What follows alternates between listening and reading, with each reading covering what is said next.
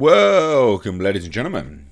Interesting how the media is framing this. Little Mermaid to do backflips over Memorial Day weekend with $110 million opening. Box office early look. Look. I might be wrong. Okay? You win some, you lose some. I was wrong on Avatar 2. I was right on Super Mario Brothers. This, I don't understand how you can frame this as successful. $110 million as an opening weekend domestically is not great. Because currently, historically, Disney is doing quite poorly. They're not doing well. And I think some of the articles that we've seen coming out and the promotions that they're doing is indicative of a company that is concerned about this as a production. That's my assessment of it. Now, obviously, it could change. I could be wrong. Obviously, I understand that. But when I look at this and they say $110 million is going to be successful, and they even compare it to the likes of Top Gun Maverick, who did $160 million opening weekend across the Memorial Day, I just go, how? Where's your maths coming from? Because let's say, ladies and gents, let's say that The Little Mermaid does open to $110 million. Okay. Now, it's true that a whole bunch of the Disney live-action films have grossed $1 billion. Okay? It is true. But it's also true that an abundance of these films being released now has watered down the market and led to eye rolls from a significant portion of people. And it's also true that this one in particular looks very drab. Like it looks physically dark. The colour palette is awful. I mean, look, they've tried to brighten this one up. But generally speaking, when those first trailers dropped, it wasn't very eye-catching. It wasn't very appealing. So I don't see how this is being framed as successful. A projected positivity. So let's take a look and hopefully we'll come to some unified agreement. But obviously those that disagree, you're welcome to your opinion, as I am mine. But look, Deadline has the exclusive on this. Exclusive. Disney's live-action take of two-time Oscar-nominated animated feature, The Little Mermaid, officially landed on tracking today, which was, yesterday. Yesterday. For what looks to be $110 million. 4 days! That's across 4 days, guys. $110 million across 4 days. Across the Memorial Day weekend. That sounds awful. And look how desperate they... And this is what I mean by desperation. They're desperate to frame this as positive. That will land the movie among the top 8 openings for the holiday. Look, not... You couldn't even say top 5. Top 8. Top 8. Are you joking me? That's ridiculous. This is that desperation, guys. With last year's Paramount pick Top Gun Maverick scoring a record start of $160.5 million. Now, it is true that that one went on to gross ridiculous sums of money, like massively. I think that was unique, though. And again, when I say all of this, I'm well aware I could be wrong. I get it. You win some, you lose some.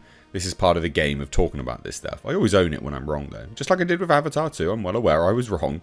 I still don't see the appeal. I think it's dog shit. But I get it. I was wrong. But Top Gun Maverick was a unique release. You know, it came at a time where cinema was really just getting started again properly. You know, people were finally realizing that they could leave their house without, you know, wearing crap on their face and go out and enjoy their life again. And so I think Top Gun Maverick was a unique release. And I don't see the mass appeal on this one. It's been drawn out a little bit too long. They're changing songs and music. Now, it says here, of course, Little Mermaid is tracking female heavy, particularly with those under 25s. But that's a really small market. It's not a big market, that's a small market. Now that's not big.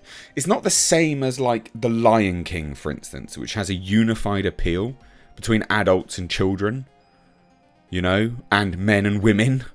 The Little Mermaid seems very singularly focused in its audience reach, be it little girls, effectively. Now again, I could be wrong, but I just don't see. I just don't see it. Now Disney's top opening for Memorial Day weekend at the Belongs. Good writing there, deadline. To 2007's Pirates of the Caribbean at World's End with $153 million. The studio's live-action take on Aladdin debuted to a 4-day of $116.8 million back in pre-pandemic 2019. Again, like I say, their live-action films have traditionally done pretty well, aside from a few. But I think that they had a wider appeal. I think The Little Mermaid has pushed itself, and the thing to compare it to, right? Like Mulan didn't do very well at all, and people will say, well, when it released, it doesn't matter.